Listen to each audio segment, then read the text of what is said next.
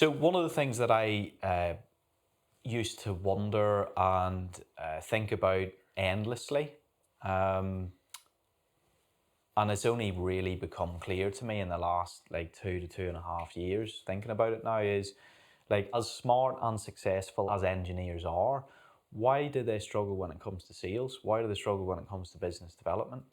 Why do they struggle really when it comes to exchanging all of the great engineered stuff that they've made or provide for money? Why is that?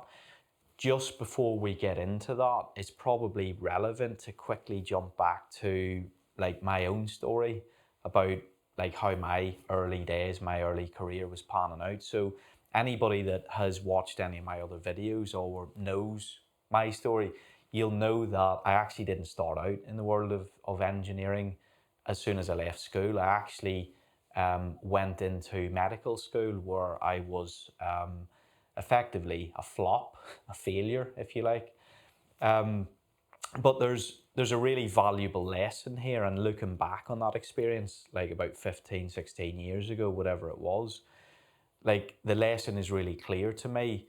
I had never really experienced any failure in my life from the age of like as far back as I can remember, maybe 3, 4 years old, up until that point. Now, because of that, I had a belief running around in my head that anything I touched turned to gold. I was told constantly anything that you touch turns to gold.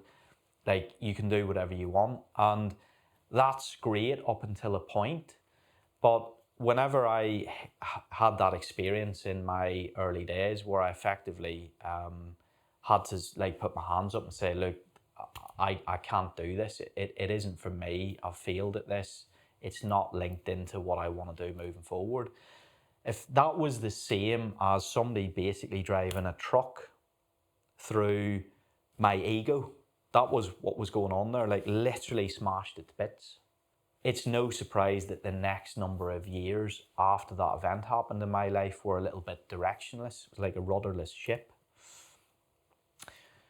And it's only within the last 2 to 2.5 years that I've looked back on that experience and been able to actually map that onto what I see now happening in lots of engineering and manufacturing businesses, clients, customers, partners, generally people within my world, my people as I call them. What I see is I see an ego at play. We all have an ego, but I want to like make a point here. What I see at play is what I've called an engineering superego, because successful engineers have used their ego in a really productive, healthy way up until a certain point in their career, prior to them being asked to fulfill a sales role or do something out of their comfort zone. So we talked about that in the last video. So let's get this up on the whiteboard. So we've got engineering superego. What does this actually mean? So in my world, it's really simple. You've got a person, a human, you, me, anyone else, and you've got the ego around them. And the ego is useful. It's absolutely necessary. In fight or flight scenarios, the ego is there to protect you. And put to the right use and application, like the engineers that I work with are super, super successful. This is why I call it the superego. They have really got to the top of their craft and their profession. There's no doubt about it. The stuff that they make and build, I've been fortunate enough to see that, to even experience some of the products that they've made.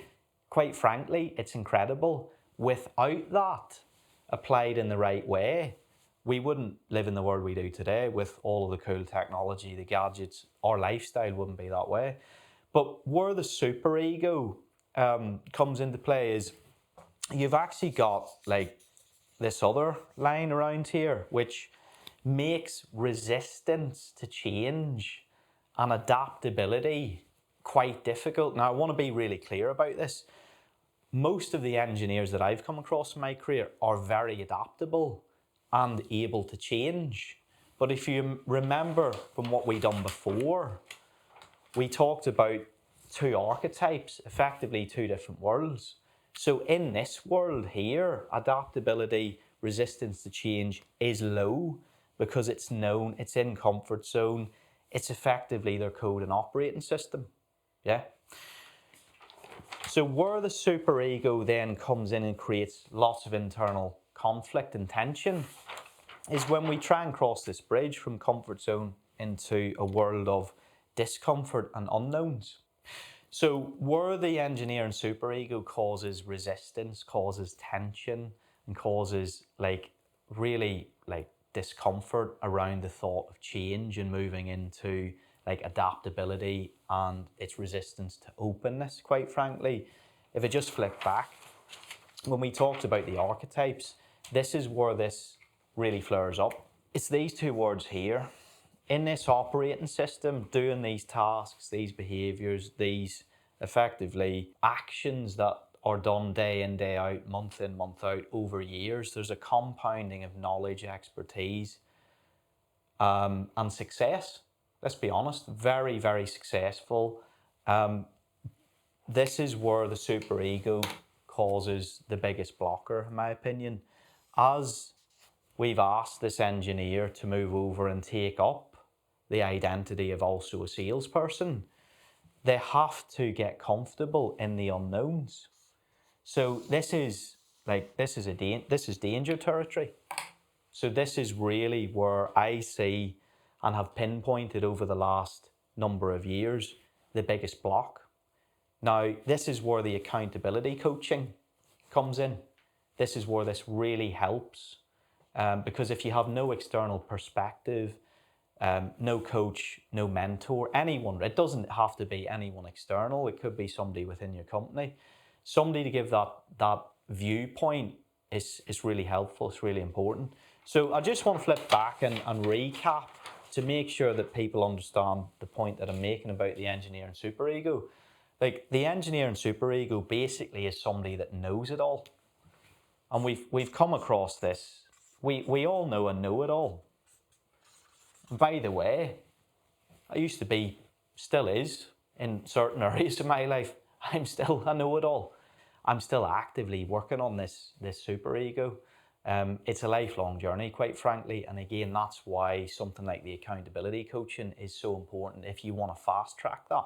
What do I actually mean? When I say I know it all, what does that mean? So in the context of having to conduct sales, having to develop business and exchange goods, services for money, the know-it-all is the person that knows exactly what to do next in the context of sales, knows exactly why something didn't work, knows exactly why it was the customer's fault that they didn't buy. And they basically know everything to the point where in their operating system, there are no unknowns. Now, as we know, that can't be the case, because as you transition across to take up this new identity, you have to embrace the unknowns. So if you're in a mode of discarding them, it naturally creates a block. So that is the engineer and superego. What I want to move on to next is something that I've called absorption latency. Okay, and I'm just going to write down here on the bottom half of this page, absorption latency. And there is a reason that I want to keep this on the same page as the engineer and superego, and the reason for that is that the two often merge to create a compounding effect that goes against us. This is really critical to understand. So absorption latency, let me walk you through an example of what absorption latency is. Okay, so absorption latency shows up when somebody is asked to carry out a new behavior, a new discipline, a new action, and they've not allowed time for the new identity, the new set of beliefs, and the new skills to fully bed in. This is what's going on. Now, quite frankly, this is why I have a job and a business doing what I do, because I am helping and serving people to integrate these two skill sets, these two operating systems. So imagine an engineer who has had a very, very successful career. They've maybe been in it 10, 15, 20 years. They've also received and processed orders and taken money from their end clients in that time. So they may actually have a very strong belief that they know how to do sales, and that's totally cool because they have conducted sales. Now, there's usually a turning point where I've seen they get asked to effectively discard or give up lots of what they do here, and they're asked to step into this role.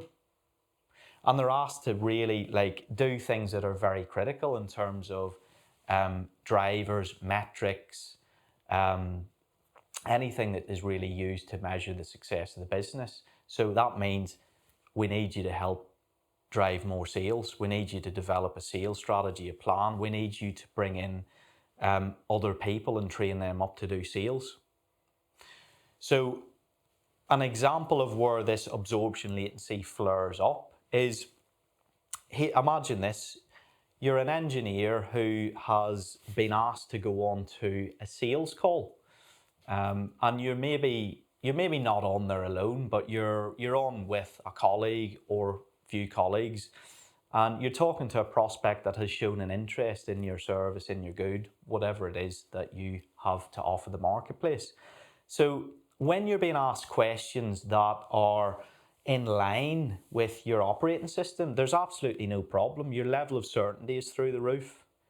The level of known information is already there in the brain, so it's not a problem whatsoever. Then what happens is the prospect changes the conversation or the line of questioning to something else other than goods or services.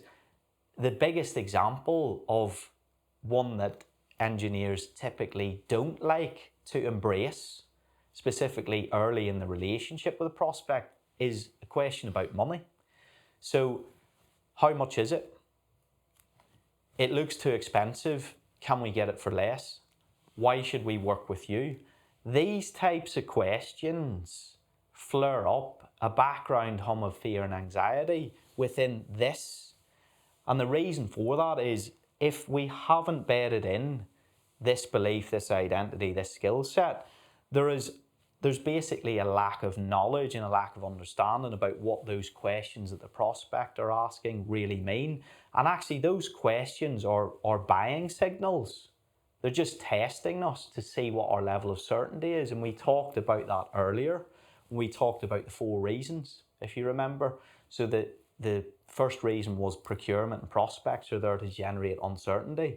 So if that engineer on that call gets asked a question that flares up a belief that's unhelpful or limiting, despite all of the intellectual knowledge that they may hold about how to be a salesperson and conduct themselves, training that they may have had from external consultants or coaches, frameworks that they may have developed, anything really that they feel is in their toolbox to operate here, as soon as they go into that anxious state, they will simply revert to type. What do I mean by that? They'll come from here, they'll quickly jump back across. Now, they won't stall and just stop on the call and not answer the question. They'll squirm, they'll get anxious, they'll get awkward, and they'll give a very low quality answer that shows up massive amounts of uncertainty here. And that is repulsive to anybody that wants to exchange money for goods or services. Absorption latency is the appreciation and observation that it's a little bit like going to the gym. You need to put the reps in and have the discipline to keep going over here and sit in the discomfort for long enough that this identity comes online and gets bedded in. And this is why having an accountability coach and somebody that really knows how to operate over here can be of massive assistance, because they can sit with you in the discomfort and help you really evolve. That's what's going on. You are evolving, you're taking on new skills, new knowledge. So the absorption latency is real. Absolutely, it's real. But can you see how more difficult it would be to overcome absorption latency if you have this super ego know-it-all going on as well? Because what's also happening with this is you've actually got a little bit of repulsion going on. So all of, the training, the coaching, the mentoring, whatever they might have had, the superego actually, to protect this operating system, it filters out and blocks out some of the good stuff that's coming in here. It picks and chooses what it wants to take in as long as it's in line with its computing system, but it will filter out the rest. So you've got this compounding effect of engineering superego and absorption latency.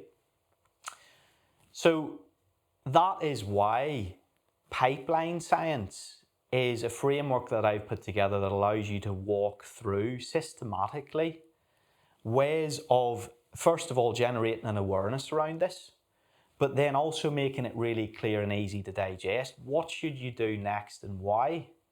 And actually, really, like, and one of my clients said this to me a couple of years ago, said, so Mark, really what you do then is you apply engineering logic to sales. Correct. What I would say now, having had more time pass, what I do is I apply engineering logic to the way people view and think about problems. And those problems can span sales, business development, how you run a business, really how you position yourself in the marketplace.